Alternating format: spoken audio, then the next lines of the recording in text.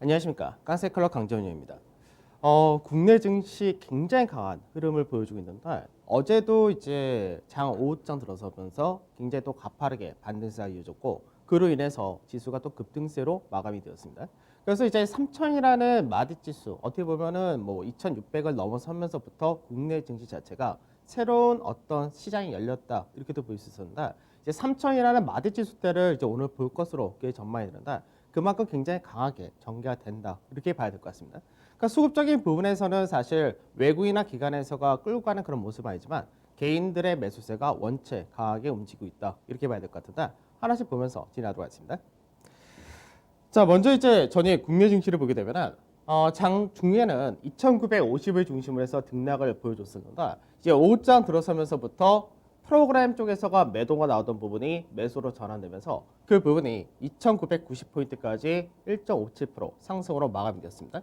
거래대금이 26조. 그러니까 거래대금을 보게 되면은 거래대금도 거래소와 코스닥 시장, 양시장 모두 굉장히 거래액이 많다 이렇게 되는데 실제로 지수가 올라가고 종목들의 가격 자체가 올라갔기 때문에 그만큼 거래대금의 증가한 부분은 당연하다 이렇게도 볼 수 있는데 그보다 더 많은 거래대금이 시장에서 크게 움직인다 이렇게 봐야 됩니다. 그래서 외국인 같은 경우는 2천억 정도를 매도했고 기간은 5,400억 정도 매도를 했다 그랬는데 실제적으로는 어제 장중에는 1조가 넘는 매도를 하고 있었는데 이 부분이 프로그램 금융투자 쪽에서가 매도가 한 5천억 가까이 나오던 부분이 결국 마감 무렵에는 230억 순매수로 바뀌면서 이게 전반적인 시장에서의 강세를 보여줬다 이렇게 봐야 됩니다. 그 다음에 선물시장인데 선물시장도 역시 마찬가지로 1.24% 급등을 해서 마감이 되었다 됩니다. 다만 선물시장에서는 외국인들이 선물에서 8,900계약이라는 매도를 크게 확대했다가 됩니다. 그래서 실질적으로 보통 외국인들이 국내 증시에서 움직일 때 지수 자체를 강하게 끌고 갈 때는 삼성전자 매수, 선물 매수 이 두 개 조합이면은 시장 자체가 밀리지 않는다 조합이 되는데 오히려 최근 들어서는 삼성전자를 매도하고 선물을 매도하는 오히려 매도 조합을 하고 있는데 지수 자체가 빠지지 않는 형태가 이어진다가 됩니다. 그만큼 개인들의 매수세가 시장을 끌고 간다 이렇게도 볼 수 있는 케이스입니다.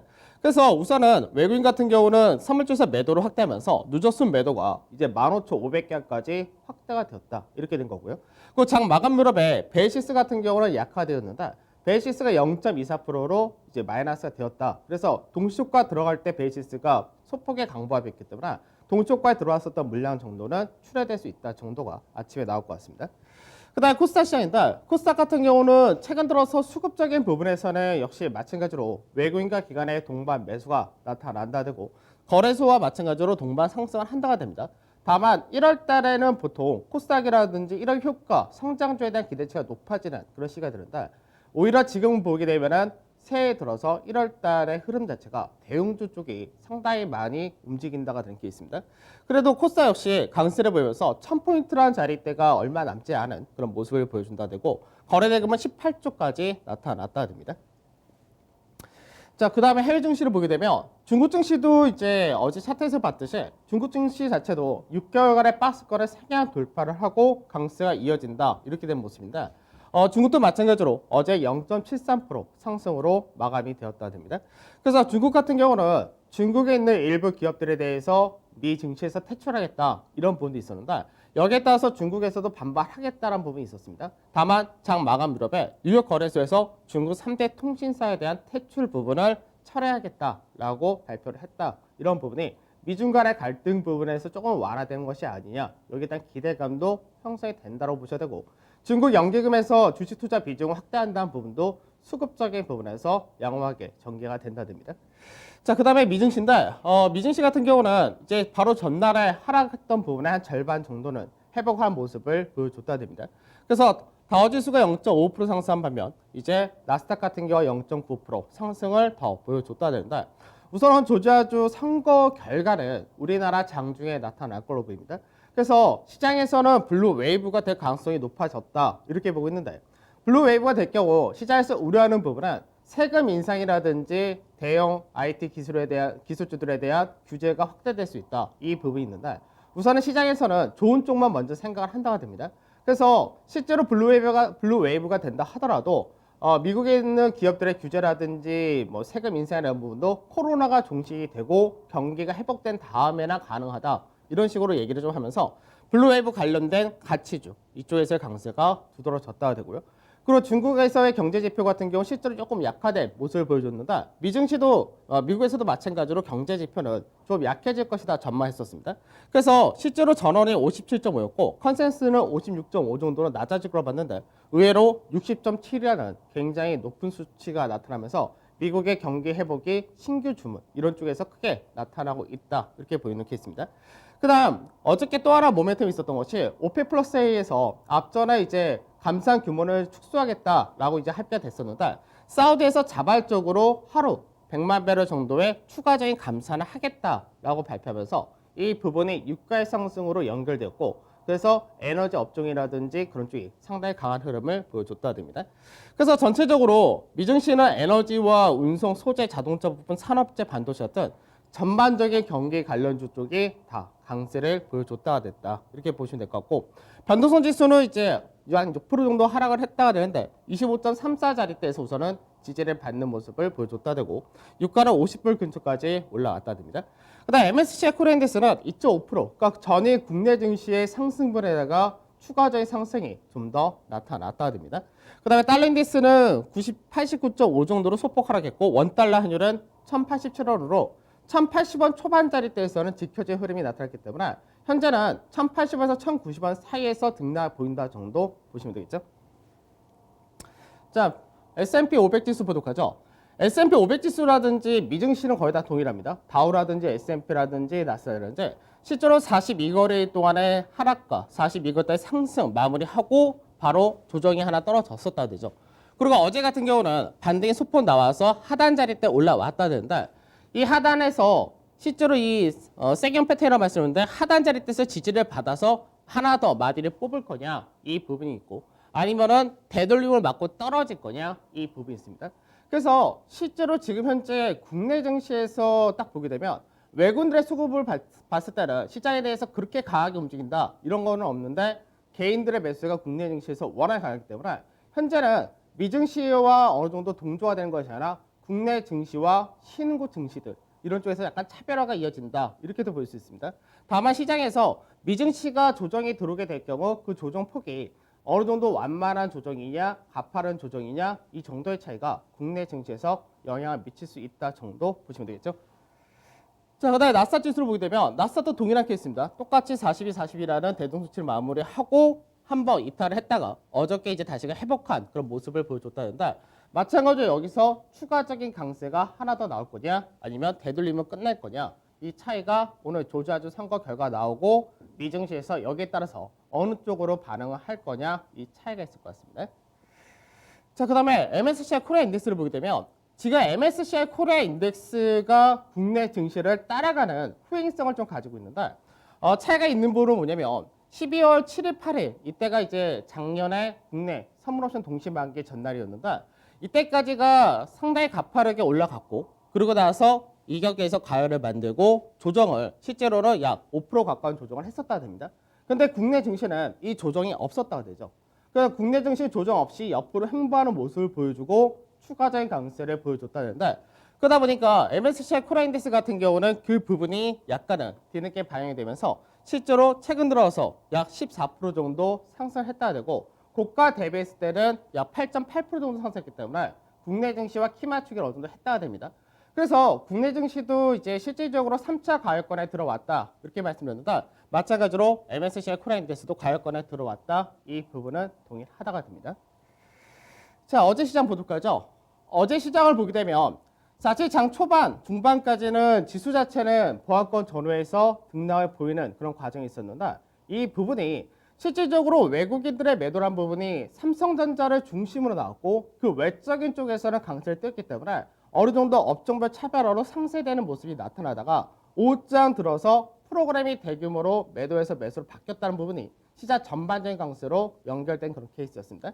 그래서 어제 지수 같은 경우는 거래소 대형이나 중형이나 대부분이 1.5% 전후에 상승으로 끝났다는데 가장 강하게 움직였다는 쪽이 철강 업종이 가장 강하게 움직였었다 되고 그 외적으로 조선이라든지 기계, 건설, 주로 산업재 쪽이 상당히 강한 흐름을 보여줬다 됩니다.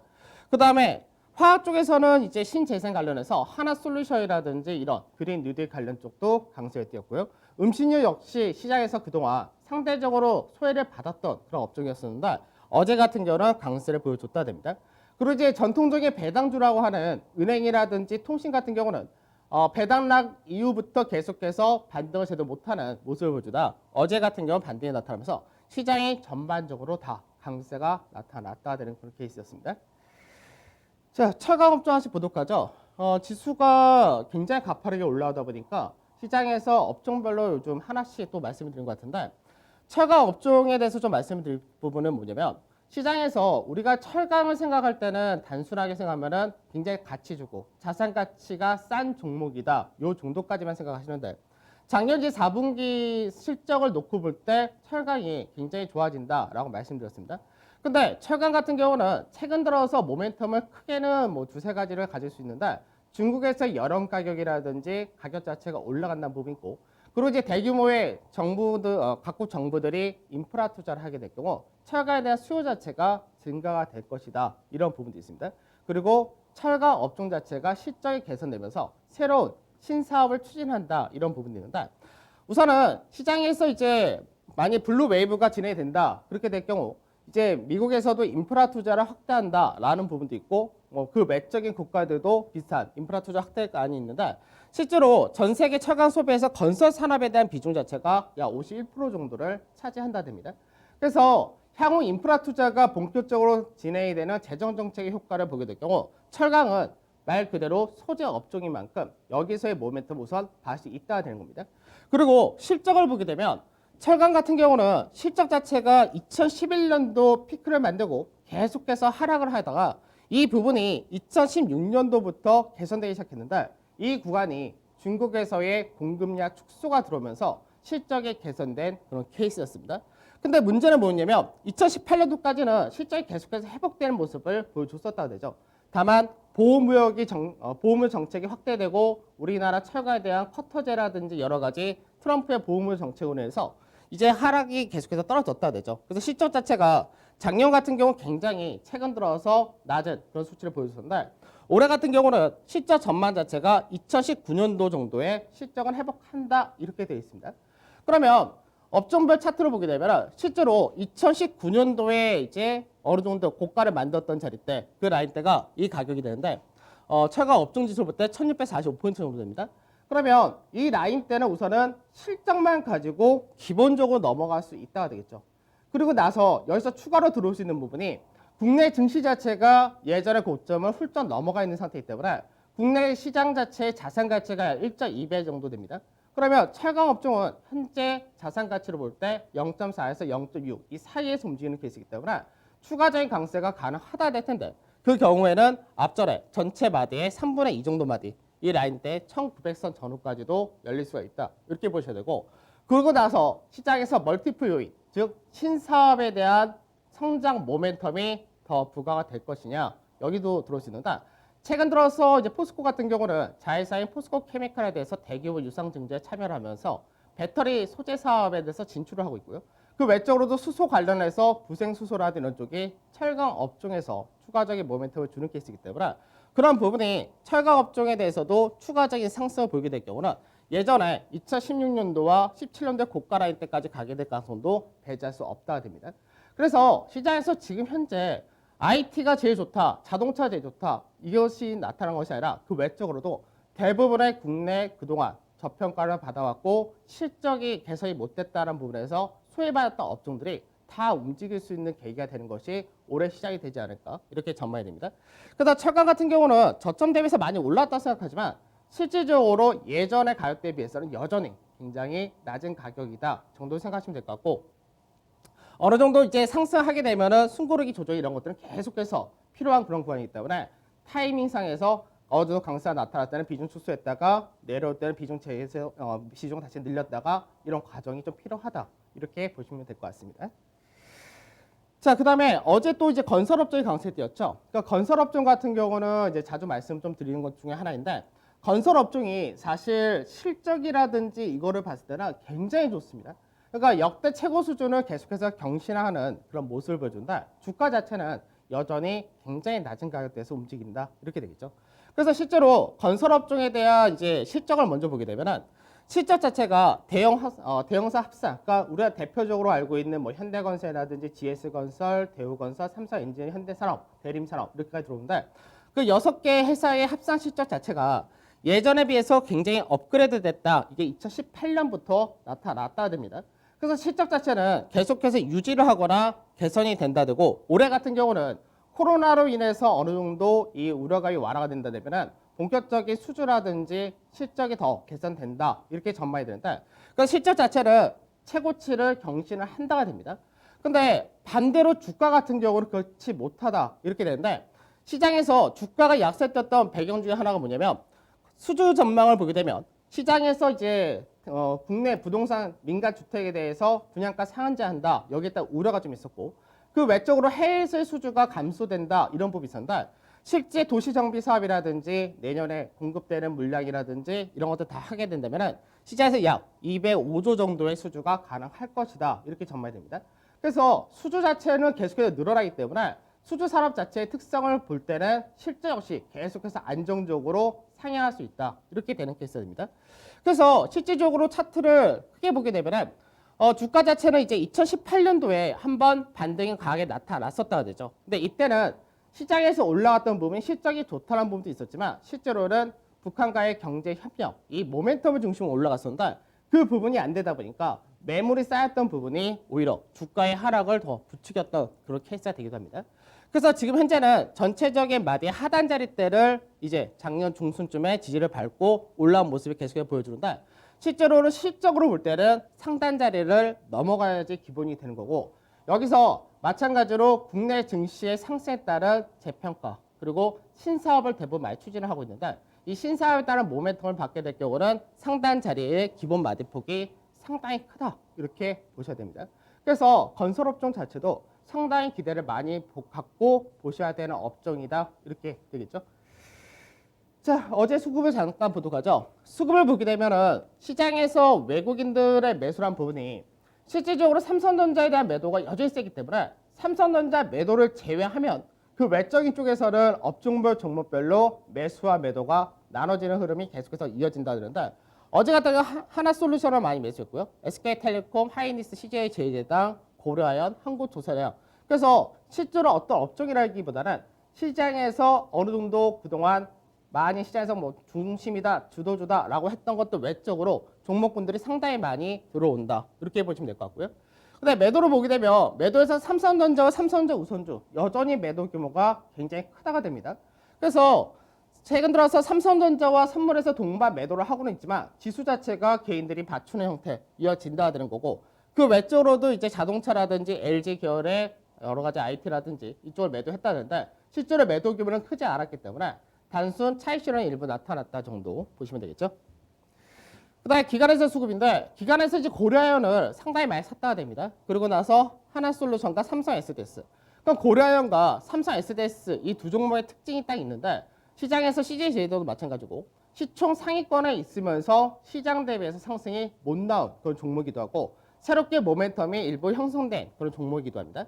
그래서 이런 종목군들을 중심으로 들어오고 그 외적 전체적인 업종에서는 건설가, 철가, 그리고 은행 이런 쪽에 대해서 들어왔다 됩니다. 근데 매도 쪽은 역시 삼성전자를 중심으로 해서 그 외적으로 인터넷이라든지 자동차라든지 시총상에서 매도가 나타났다 보시면 되겠죠. 자, 특징주로 고려아연 한번 보도록 하죠.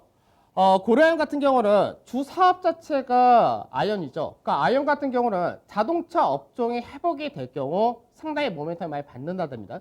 그래서 자동차 업종 같은 경우는 작년에 글로벌 전체적인 판매가 축소되었고 올해는 기저효과를 인해서 상당히 자동차 판매가 증가를 할 것이다. 이렇게 전망이 되고 아연 가격 역시도 상당히 좋은 반등 흐름을 이어간다 됩니다.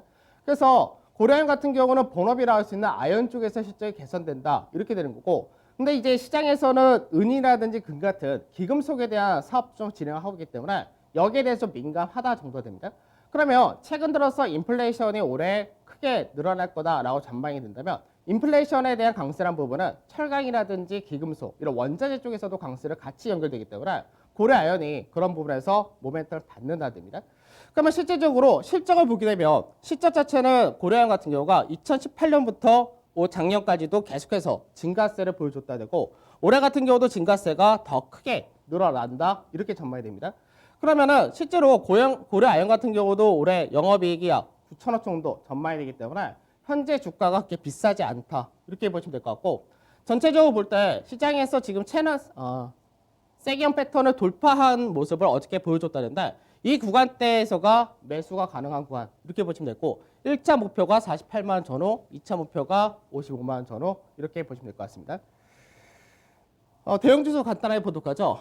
대형지수가 이제 어제까지 급등이 나타났다. 그래서 3차 현재 과열이 들어왔다. 이 부분 동일하다 되는데 현재는 자산가치 트레일링을 기준으로 할 때 1.21배까지 올라왔다 됩니다. 그래서 상당히 가파르게 국내 증시가 재평가를 받고 있다. 이렇게 되는데 과열이 들어왔기 때문에 어느 정도의 변동성이 나타날 수 있고 이제 3천이라는 자리 때는 오늘 보게 되는데 우선은 맛만 볼 것인지 아니면 3천의 본격화가 될 것인지 이 부분이 오늘 나타나지 않을까 싶습니다. 그래서 오늘 같은 경우는 시장에서 우선은 미 선물이라든지 이런 쪽이 선거 결과에 따라서 변동이 나타날 수 있기 때문에 그 부분에서가 변동성 여전히 있을 수 있다 정도 체크하시면 될 것 같습니다. 관심주로 하나 에어로스페이스인데 이건 내일 좀 자세하게 설명을 해드리도록 하죠.